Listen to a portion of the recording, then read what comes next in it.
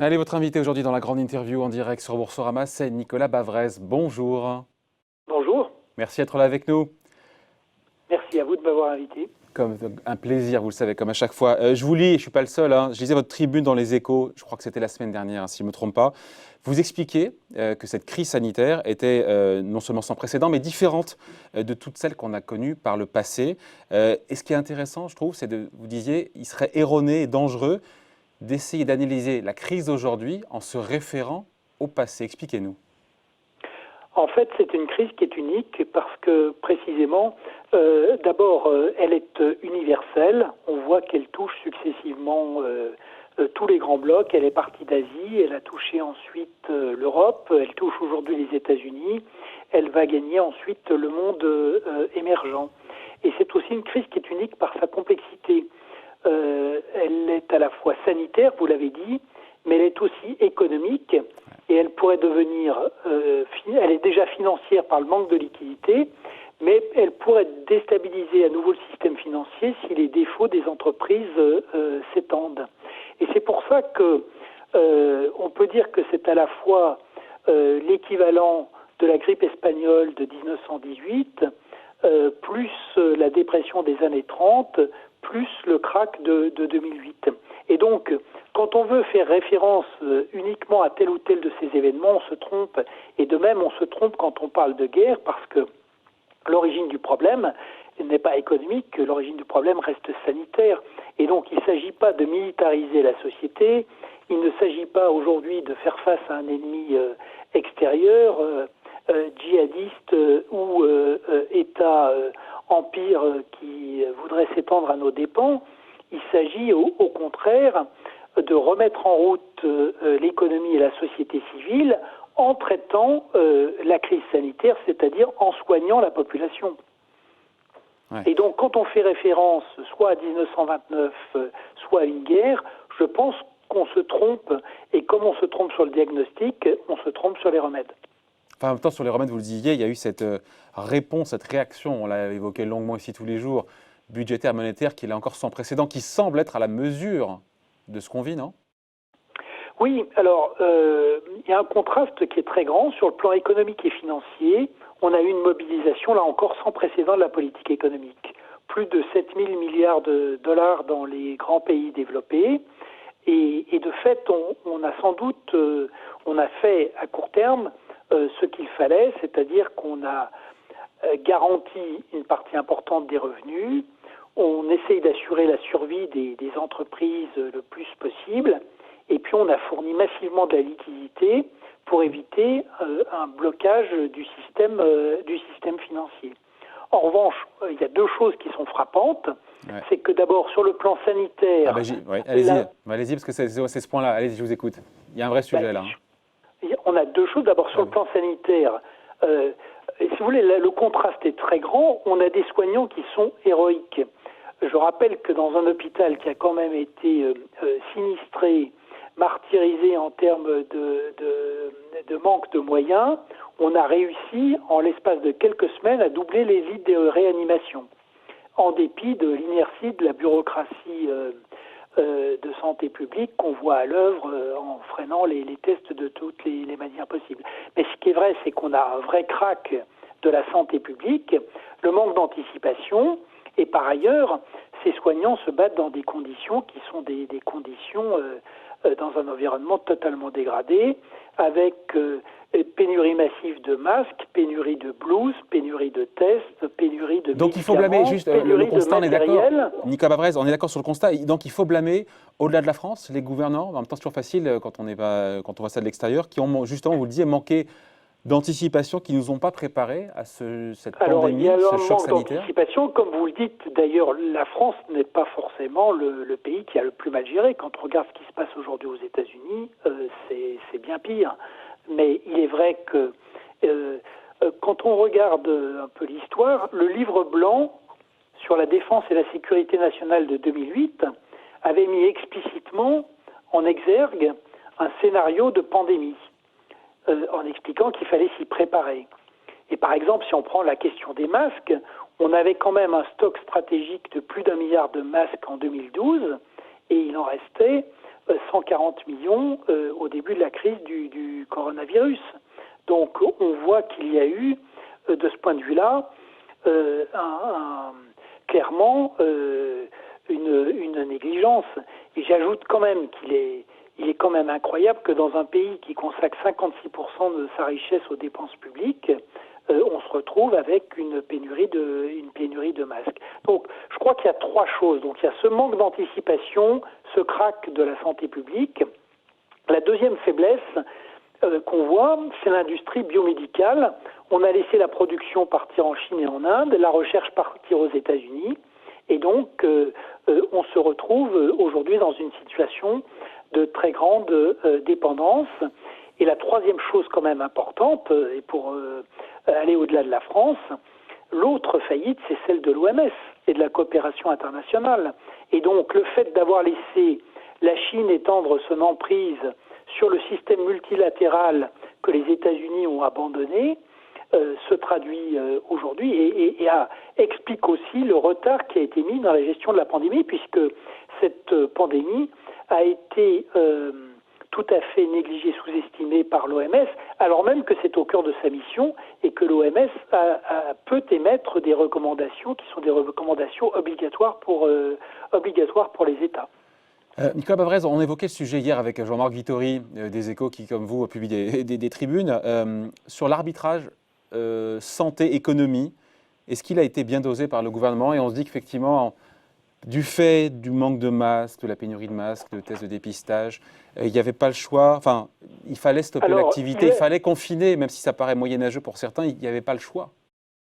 Donc, il est vrai qu'il fallait confiner, et d'ailleurs on voit que les États qui ont été négligés, par exemple les États-Unis, qui au départ ont été plutôt très hostiles, et doivent le faire dans la panique et avec un coût humain qui va être extrêmement élevé. Simplement, les termes de cet arbitrage vont bouger. Et c'est pour ça qu'il faut absolument qu'il y ait une réaction sur le plan sanitaire qui soit beaucoup plus énergique. Pourquoi ? Parce que ce que nous vivons va laisser des traces qui sont des traces, des séquelles économiques et sociales épouvantables et qui pourraient finir par avoir un coût supérieur à celui de l'épidémie. Je m'explique. Donc la France va perdre... c'est la thèse de Trump, ça, de dire que finalement le remède est pire que le mal. Non, parce que si vous voulez, le remède était le seul possible pour casser l'épidémie. En revanche, il y a un intérêt vital à remettre très vite en route l'économie et la société. Pour pouvoir le faire...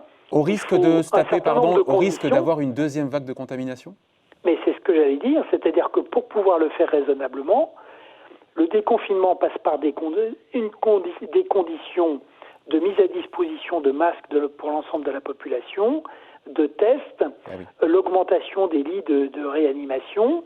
Et donc, ça, c'est la première condition. Mais il y a aussi la deuxième condition qui est très importante. La surveillance, que l'État ne fait pas, c'est que tous les opérateurs économiques et sociaux doivent commencer, pendant la durée de confinement, à réfléchir à la transformation de leur organisation, parce que nous allons devoir vivre avec ce virus pendant on ne sait pas combien de temps aujourd'hui, et qu'on ne peut pas simplement dire qu'on rouvre les activités comme elles fonctionnaient auparavant. Et ce travail doit être fait et accompagné par l'État. Aujourd'hui, on voit qu'il y a Donc, je coupe, Nicolas Bavrez, mobiles. Nicolas Bavrez, tant qu'on n'aura pas de vaccin, il n'y aura pas de retour à la normale, on ne retournera pas à notre vie d'avant? Ce qui est vrai, c'est que c'est un peu ce qu'on a vu pour le sida, c'est-à-dire que il faut qu'il y ait des remèdes et des vaccins. Donc le sida, il n'y a pas encore de vaccin, mais il y a des remèdes. Donc tant qu'on n'a pas de remèdes et de vaccins, on est dans une situation d'incertitude complète. Le vaccin crédible, on sait qu'il prendra un certain temps, et le médicament, pour l'instant, on ne l'a pas. Donc si on veut déconfiner, eh bien la seule solution, c'est ce qui vient d'être dit, c'est-à-dire les masques, les tests. Et la surveillance massive de ceux qui potentiellement peuvent avoir le virus. C'est ce qu'a fait Singapour et la Corée. C'est nécessaire aujourd'hui. Je crois que sur le traçage numérique, on a une vision qui est une vision extrêmement idéologique parce qu'on peut tout à fait faire du traçage compatible avec les libertés publiques si on respecte l'anonymat et qu'on s'assure de la suppression des données. On peut vraiment tracer la maladie. On peut tracer la maladie sans fliquer les gens. C'est vraiment possible, ça? Le traçage, par principe, fait qu'on a un suivi individuel, donc il y a évidemment une intrusion dans la vie privée. Mais si c'est la condition, si vous voulez, il faut regarder, comme toujours, la balance. Il y a une double balance. D'abord, est-ce qu'il vaut mieux rester tous confinés que d'accepter que les malades fassent l'objet d'un traçage numérique? Ça, c'est la première question. Et ce qui permet par ailleurs de limiter le nombre de malades et les risques pris par le reste de la population. Et la deuxième chose qu'on oublie souvent, c'est que on critique beaucoup les démocraties d'Asie, mais ce qu'on a fait aujourd'hui en France en termes d'atteinte aux libertés publiques, c'est quand même stupéfiant, puisque je rappelle qu'on a créé quand même un nouveau système de circonstances exceptionnelles avec la loi d'urgence sanitaire. Nous avons une Assemblée nationale qui se réunit en comité restreint. Il n'y a aucune base légale pour faire ce genre de choses. Le Conseil constitutionnel a accepté d'expliquer qu'une loi organique qui a été votée en moins d'un jour était légale alors que la Constitution prévoit un minimum de 15 jours entre le dépôt et le vote. Le Conseil d'État vient d'accepter qu'on prolonge automatiquement les gardes à vue et les détentions provisoires sans l'intervention d'un juge. Donc, si vous voulez, je trouve que le débat est surréaliste parce que ce qu'on accepte, ce qu'on a déjà accepté en termes d'atteinte aux libertés publiques est infiniment pire que le traçage numérique. Ouais. Donc, je crois qu'il faut qu'on revienne à la raison, mais je suis le premier à dire que la question des libertés publiques est très importante, mais on doit réfléchir à la manière de rendre compatible le traçage, parce que tant qu'on n'a pas de vaccins et de médicaments, le traçage est la condition du déconfinement. Et donc pour vous, la France aura les moyens de son déconfinement entre les masques, les respirateurs, les lits en réanimation, ce traçage numérique? Je crois qu'il faut aller infiniment, beaucoup plus vite, et qu'il faut vraiment organiser, si vous voulez, sur ces grands manques, notamment c'est la mobilisation sur le plan industriel et sur le plan biomédical, et le fait de commencer à ce que chacun réfléchisse à réorganiser les activités dans le secteur privé, mais aussi dans les administrations. Aujourd'hui, si vous voulez, la justice est complètement en suspens, complètement à l'arrêt. Il n'y a aucun télétravail en matière judiciaire. C'est pas possible de continuer comme ça. Donc, il faut absolument qu'il y ait une mobilisation qui soit beaucoup plus importante parce que on ne pourra pas déconfiner sinon. Et si on n'arrive pas à déconfiner vite, le coût pour l'économie et les coûts sociaux vont devenir tels qu'on aura des victimes aussi à cause de l'arrêt de l'économie. Ouais. C'est ça en fait qu'il faut expliquer. Enfin, on l'a fait, mais c'est en fait aucune économie, même la plus dynamique, ne peut résister à un confinement quasi total de 6 mois. Aucune. Ah non, c'est absolument... on perd grosso modo 3 points de PIB, entre 2 et 3 points de PIB par mois. Et au bout de... Donc, les pays développés, si vous voulez, ont ce luxe de pouvoir se permettre. Il faut voir que c'est un luxe de pays développés aussi. Les pays émergents n'auront pas ce choix-là parce que la population est trop pauvre et par ailleurs l'État n'a pas les moyens d'assurer un minimum de garantie des revenus et de la survie des entreprises, ce que nous faisons aujourd'hui. Mais le temps nous est vraiment compté. Donc, juste avant de parler parce qu'il y a une autre tribune dans laquelle vous parlez de japonisation du monde, pour clore pour vous, donc il y a urgence, enfin, on n'est pas encore au pic de l'épidémie, mais il y a urgence pour éviter un grand effondrement économique, de réussir le déconfinement à ZAP, j'ai envie de dire. Bien sûr. Bien sûr. Bon. Même si, encore une fois, il faudra cocher plusieurs cases pour que ce déconfinement réussisse. On voit qu'en Chine, vous avez vu, le nombre de cas de contamination est reparti, a doublé en 24 heures. Mais c'est bien pour ça que j'indiquais que il y a des conditions très strictes pour le déconfinement. On sait qu'il sera progressif et sur le plan géographique et sur le plan des activités, mais pour pouvoir le faire, il faut les masques, les tests, le traçage et la capacité. Et on est prêt ou on n'est pas prêt? On est prêt ou on n'est pas prêt en France aujourd'hui? Ah bah pour l'instant on n'est pas prêt. Il y a déjà pas de masque pour les. Je rappelle que aujourd'hui dans des services qui sont des services de pointe, des services de maladies infectieuses, par exemple à Lyon à l'hôpital de la Croix-Rousse, les soignants ont un masque par jour. Donc et non pas de blouse ni de surblouse partout. C'est ce qu'on voit aussi dans les. Donc on est extrêmement loin du compte. Et donc on est extrêmement loin du début du déconfinement parce qu'on n'en a pas les moyens pour l'instant. Mais parce que je pense aussi qu'on a beaucoup, on n'a pas assez fait appel aux capacités de l'industrie nationale et pour une partie des masques, y compris aux possibilités pour la population d'être inventive. En revanche, on a laissé s'installer un espèce de marché noir qui est absolument invraisemblable, même pour les établissements hospitaliers. Ouais. Un petit mot juste, encore une fois, tout cet argent créé par les banques centrales, parce qu'on va se prendre 15, 20 ou 30 points de dette en plus pour passer cette crise sanitaire. Et donc voilà, on n'a pas le choix. Et soit les banques centrales ne font rien dans ces cas-là, on se retrouve comme en 1929 où on laisse faire. Et là, pour le coup, c'est le grand effondrement, la Grande Dépression. Voilà, on est ravis de voir que les banques centrales sont là pour justement financer, créer de l'argent pour passer ce cap. Mais selon vous, c'est ce que vous écrivez dans le... je crois que c'est dans le Figaro, parce qu'on peut lire Nicolas Bavrez dans le Point, mais aussi dans le Figaro, et puis on peut l'écouter sur Ecorama.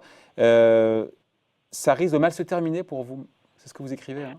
Non, mais on avait, comme on l'a dit, il n'y avait pas le choix. Donc on a très bien fait. Maintenant, il faut voir qu'on va se retrouver avec des États qui auront entre 150 et 200% du PIB de dette publique pour la plupart d'entre eux, et des banques centrales qui vont avoir un bilan qui va représenter plus de la moitié des économies. Donc ça, est-ce que c'est soutenable? À court terme, c'est soutenable si on a des taux d'intérêt qui restent très bas et si on n'a pas de nouveaux chocs. À long terme, ça peut être soutenable, mais il va falloir au moins 10 ans pour encaisser le choc, mais c'est soutenable. C'est pour ça que le déconfinement est absolument vital. C'est soutenable si on arrive à préserver la croissance potentielle, ce qui veut dire préserver les entreprises.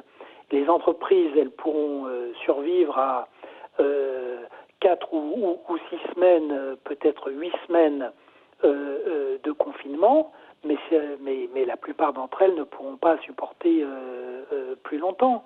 Et donc, il est très important de travailler à la croissance potentielle, et puis il va falloir aussi ensuite, parce que en fait, le quoi qu'il en coûte est une très mauvaise formule. On sait qu'on aura plus d'États, on sait qu'on va devoir relocaliser, on sait qu'on va devoir investir plus sur la recherche, mais précisément, la dépense publique, contrairement à ce qu'on dit, va être une denrée extrêmement rare. Il va falloir réfléchir très fortement à ce sur quoi on met nos priorités. Et nos priorités, pour moi, il y en a deux. C'est la résilience de la nation, donc la sécurité, et puis la croissance potentielle. Donc, il faudra mettre l'argent sur l'offre et surtout pas sur la demande. Et par ailleurs, on ne pourra pas recourir à des augmentations d'impôts parce que là, on tuerait le peu d'activité économique, tant du côté de la consommation que du côté de la production et de l'investissement, si on s'amusait à augmenter les impôts, surtout dans des pays comme la France où leur niveau est déjà excessif. Ouais. C'est pour ça qu'on en parlait juste avant avec l'opinion. A priori, quand on écoute le gouvernement sur les 2-3 prochaines années, il n'y aura pas de hausse d'impôts. Merci beaucoup d'avoir été avec nous. En tout cas, Nicolas Bavrez, je rappelle votre livre « L'alerte démocratique » aux éditions de l'Observatoire. Ça entre en résonance avec ce qu'on vit aujourd'hui, puisqu'il a été écrit avant cette crise sanitaire. Alors, ça entre tout à fait en résonance parce que dans les grands enjeux, et surtout l'enjeu principal, si vous voulez, c'est le dernier point qu'on n'a pas encore abordé, mais pendant la crise du coronavirus, pendant l'épidémie, les crises continuent. Donc les démocratures sont en train d'essayer de prendre la main. C'est quand même un moment où les États-Unis sont quand même en train de disparaître littéralement de la scène internationale et où la Chine, paradoxalement, puisqu'elle est à l'origine de cette épidémie, est en train de prendre le leadership du monde en imposant son modèle aux émergents et en venant en aide, paradoxalement, aux pays européens, et aussi d'ailleurs aux pays émergents. Donc, on a d'un côté ce mouvement d'affirmation des démocratures, et de l'autre côté, il est clair que dans les conséquences politiques, les populismes vont sortir renforcés de ce choc. C'est là encore un paradoxe parce que quand on prend par exemple Donald Trump, les populistes ou l'irresponsabilité de Jair Bolsonaro au Brésil, les populistes font plutôt la preuve de leur incompétence et de leur irresponsabilité, mais il va y avoir une formidable demande venant de l'opinion, de sécurité, de protection, de fermeture, de relocalisation. Et les populistes vont surfer sur ce mouvement. Donc la liberté va plus que jamais sortir menacée de ce nouveau choc qui affecte les démocraties. Et c'est pour ça qu'il est vraiment important de se saisir de ce moment aussi pour la part de progrès ou d'ouverture qu'il peut comporter, c'est-à-dire qu'il faut se servir de cette crise pour essayer de faire émerger un nouveau pacte économique et social, pour resserrer la communauté des citoyens et pour rétablir une coopération entre les démocraties. Tout un programme. Ce qui est frappant, c'est le chacun pour soi, si vous voulez. Les États se battent pour récupérer des masques et des tests. Les États sont en compétition pour le matériel médical. Les États se sont refermés sur eux-mêmes. Et qu'il s'agisse de gestion des épidémies ou de ces risques globaux, ou qu'il s'agisse de relance de l'économie, on sera beaucoup plus efficace si on agit de manière coopérative, mais pour l'instant, on en est très loin. De chemin. Bon, en tout cas, voilà, merci beaucoup Nicolas Bavrez d'avoir été avec nous. Nicolas Bavrez, donc économiste et historien, invité de la grande interview en direct sur Boursorama. Merci beaucoup. Merci infiniment. Au revoir, à bientôt.